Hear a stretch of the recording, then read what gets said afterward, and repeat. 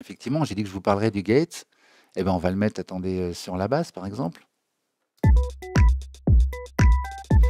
Donc, vous voyez, alors attendez, bah non, on va le mettre sur la rythmique pour vous expliquer le mode par défaut, le mode standard quoi, du gate.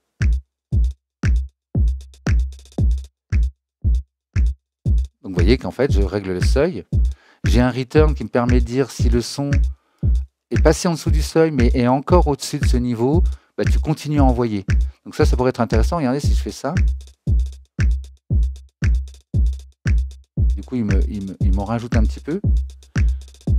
Donc effectivement, quand il dépasse le seuil, il me baisse le volume de la valeur qu'on a ici. Ça peut être un tout petit peu, hein, et du coup on va changer la dynamique. Effectivement, il va baisser de moins 10 dB quand il n'y a plus le kick, ou complètement il coupe tout. Et bien sûr, vous avez attaque qui dit tu agis pas tout de suite. Vous voyez qu'il va manger du coup l'attaque du son qui dépasse le seuil, et le hold qui permet de le laisser agir plus longtemps.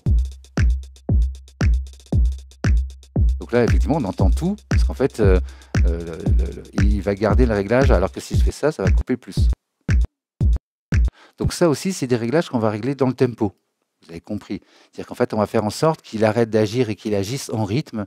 Et du coup, les millisecondes, on va voir sur le Max for Live, ça, vous connaissez ça maintenant. Le flip fait l'inverse. Avant, on était en mode normal, donc tout ce qui dépasse le seuil est audible, et ce qui est en dessous du seuil, on l'entend pas. Tiens, attendez, je vais le mettre sur tout le morceau. Vous allez voir, ce sera encore plus clair.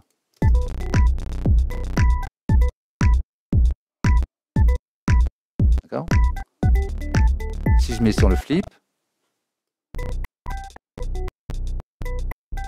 c'est l'inverse. On entend que quand c'est en dessous du seuil. Donc l'idée, ça serait peut-être d'activer toujours pareil, d'afficher ici le sidechain. Je le mets sur ma piste de basse. J'active donc le sidechain. Je vais chercher, je ne vous ai pas montré tout à l'heure, mais effectivement, on pourrait prendre toute la piste rythmique. Là, je prends post FX tout. Mais regardez, si je clique en dessous sur post FX, je vais pouvoir aller chercher mon kick. Et oh magie, si je mets live en lecture, en plus, il me montre ici avec des vumètres les sons qui sont joués. Parce qu'évidemment, si à l'arrêt, j'ai pas ça. Hein. J'ai pas de vumètre qui bouge, donc je vois pas les sons qui sont joués ou pas. Donc ce qui est génial, c'est que vous mettez live en lecture, vous voyez où ça joue. Et là, j'ai le kick. Non, ça c'est tout. Voilà, kick nu, pré-FX. Sidechain, toujours pré-FX. Je recommence. Le sidechain, toujours pré-FX. Pour une bonne raison, c'est qu'en fait, effectivement, vous allez faire réagir des pistes à d'autres pistes. Donc c'est ma basse, par exemple, qui fait réagir, c'est la rythmique qui fait agir la basse. Quand il y a de la rythmique, la basse est compressée. Quand il n'y a pas de rythmique, on l'entend plus. Ma voix fait réagir le délai ou la reverb. Donc vous imaginez que si je prends après les effets et que je commence à bouger le volume de la voix, en fait, je suis en train de bouger le volume de la reverb. Si je change un effet sur ma rythmique, ça va changer comment la basse est compressée. D'accord ? Donc c'est pour ça que vraiment, c'est hyper important. J'insiste là-dessus. On le prend toujours pré-FX. D'accord ? Donc ce réglage-là, j'aurais dû le faire tout à l'heure aussi, quand je l'ai fait sur la basse. J'ai mis un sidechain. Vérifiez bien qu'ici, c'est bien pré-FX. Même si je prends toute la piste, vérifiez que je suis bien pré-FX et pas post-FX ou encore pire, post-mixeur. Parce que là, je bouge un volume, ça bouge partout. Parce qu'à la fin, le sidechain, on peut aimer ça. Et on peut avoir des situations où la batterie sidechain la basse, qui elle-même sidechain la reverb, qui elle-même sidechain la batterie. Vous voyez le truc? Donc vous bougez une chose et puis vous avez tous vos volumes qui bougent partout. Parce que tout est corrélé, tout est lié, quoi. Donc attention à ça, vraiment, c'est très très important. Quand on fait du sidechain, alors j'étais j'étais ici sur mon gate. Quand on fait du sidechain, toujours pré-FX. Voilà, comme ça je peux changer le volume, rajouter un effet qui monte, qui descend le volume, changer la qualité du son. C'est pas grave, mon sidechain, lui, ne bougera pas. Je ne modifie du coup que la piste que je suis en train de modifier et pas toutes les autres qui écoutent finalement. Donc, l'idée là, vous avez compris, c'est que j'écoute le kick et donc à chaque coup de kick, ma basse a le droit de jouer.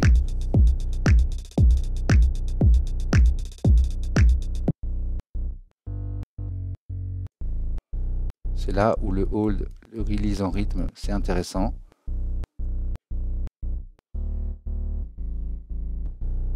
Vous voyez qu'on adoucissant un peu l'attaque, j'évite les craquements.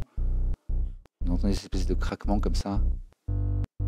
C'est normal, hein, c'est le son qui est coupé brutalement, donc ça fait des petits craquements, normal. Donc je rajoute un peu d'attaque.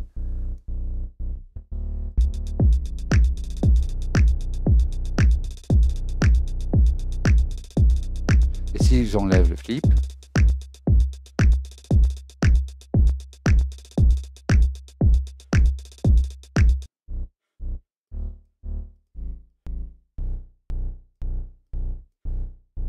vous voyez l'idée, je vais pouvoir faire quelque chose en rythme.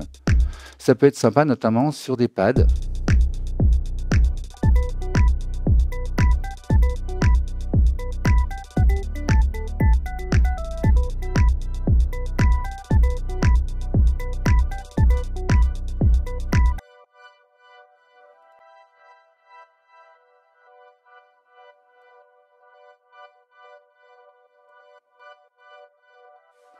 Bon, je devrais les régler en rythme, hein, ce serait beaucoup plus malin.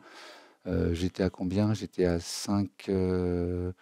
11 millisecondes, donc autour de 11,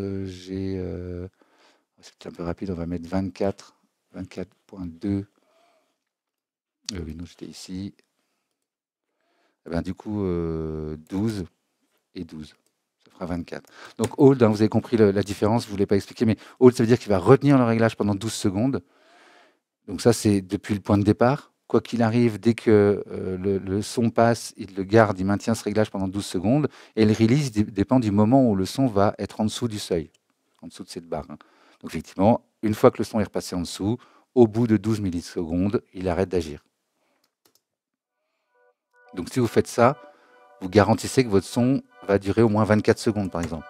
Mais par contre, dès que ça va en dessous du seuil, ça coupe, net. C'est pour ça que j'ai préféré séparer en deux, mettre 12 ici et 12 là. Comme ça, j'obtiens 24. Et logique, hein. Mais avec quelque chose de plus doux, on voit le résultat en bas, hein. Voilà pour le sidechain, donc gate, très bien.